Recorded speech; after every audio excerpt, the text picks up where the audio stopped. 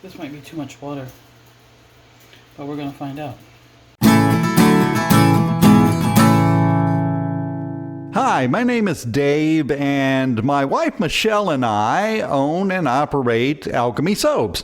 And for about a year now, we've been making soap, but just in the last week or two, Michelle has decided she wants to expand what we're doing, so she has decided to try her hand at bath bombs. Those are popular. Everybody loves them.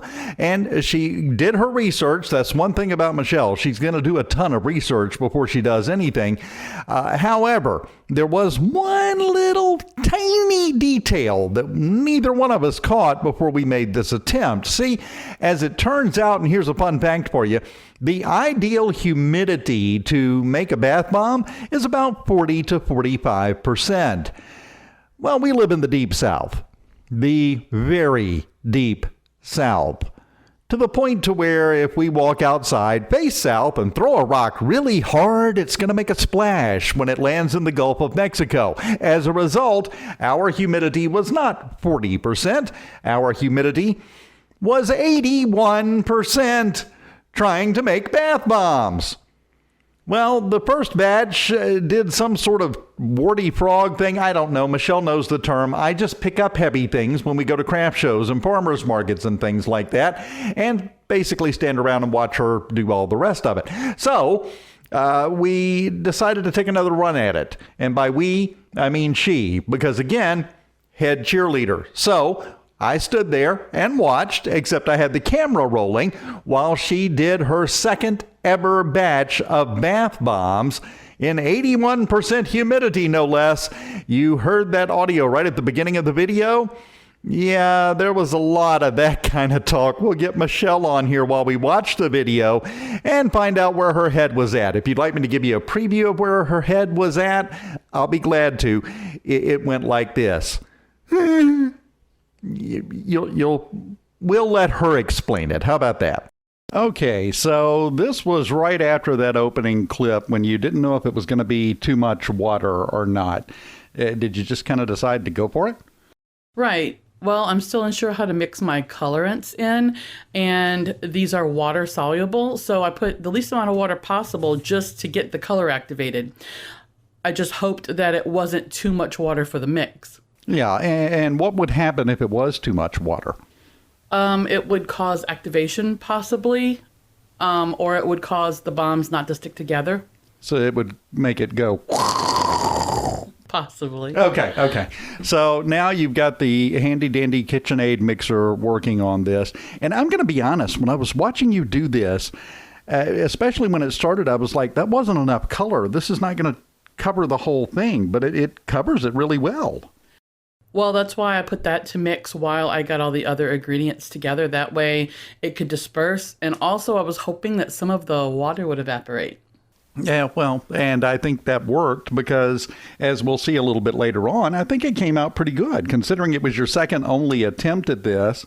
The first one got, what's the official technical term for it? It was a little buniony. What was it? It had a couple of warts, but nothing major. Okay, so it was a little warty. It was a toad frog bath bomb. Right. Okay, that makes sense. The mixing going on well. We've got a short that we have published with just this noise, because I'm going to be honest, I kept getting distracted while I was putting all of this stuff together for the video, because I would just sit here and listen to the noise. It's very soothing to listen to this. It is. I mean, am I wrong? It is. It kind of lulls you into thinking everything's going to be fine with your bath bomb. That's not a very positive attitude to have, young lady. You're supposed to be a little more, oh yeah, well no, it's very nice and relaxing and takes me away from my troubles. Instead, you're like, nope, well, maybe it won't screw up. And sometimes that's kind of the attitude you have going into making all of these things, even soap, which you've been doing for over a year now. Right.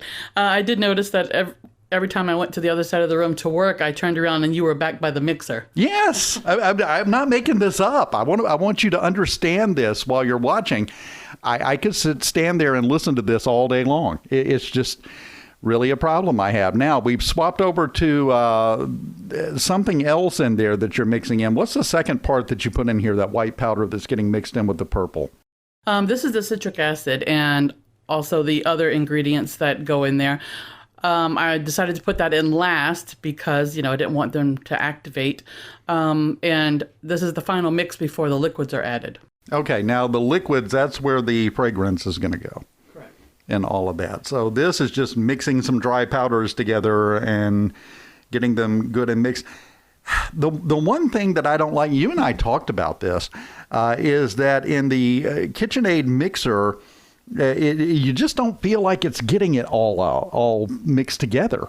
Right. It pushes a lot to the edges, and you have to constantly use something to push it back in. And also there's a little well under the mixing whisk that is like a divot all the way around, and that never gets mixed. So you always have to stop and give everything a good hand mixing and then start again. Now we're mixing the second color here, and I notice up at the top, you can see it up there, and you could see it a second ago, there was some liquid pouring in. Was that the colorant, or what was that? No, the colorant's already in there. That is my wet mix, the second part of the bath bomb formula. Okay, so the fragrance and the liquid dynamite or whatever, I don't even know what you put in these things.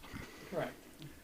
Now, after you get all that together, you take and put it in this little mold and mash it down real good. And then you work it back and forth like that and then pop it loose. And I learned something in this process that I didn't know. The ridge that sticks out on the side that you can see over there to the left, that's called what, a Saturn ring? It is a Saturn ring.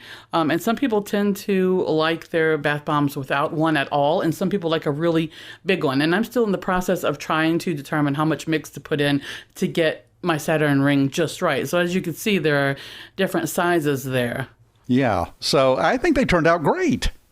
I think they did really well. I'm still working on it, still new, but I think I did pretty good for my first couple of tries. You always do good at all your tries. You know that.